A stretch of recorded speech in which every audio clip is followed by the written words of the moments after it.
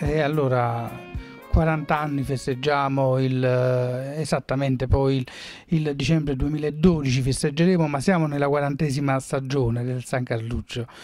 È un percorso molto lungo per un teatro a Napoli, e per un teatro privato, un teatro piccolo, un percorso molto travagliato che ha avuto grandi momenti di luce.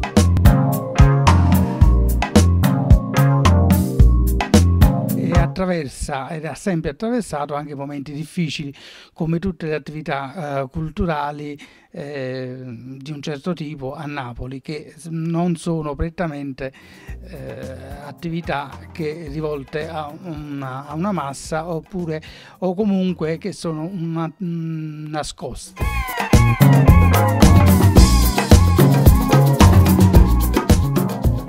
Andiamo avanti con questa 40ª stagione, che è una stagione molto importante. Veniamo da una 39ª stagione dove abbiamo avuto il riconoscimento del premio Landieri Teatro di Impegno Civile e Sociale, abbiamo avuto la menzione, un bel capitolo in un libro sulla resistenza teatrale, a suggellare quello che è stato la storia e il percorso del San Carluccio, che è a pieno titolo nella storia del teatro napoletano, insieme ai suoi fondatori Pina Cipriani e Franco Nico, e a tutto lo staff che dopo li ha affiancati.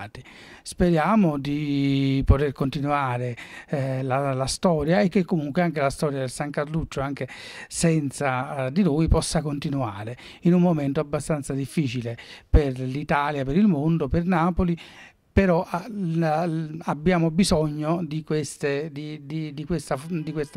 speranza, della speranza nella cultura e nelle cose belle.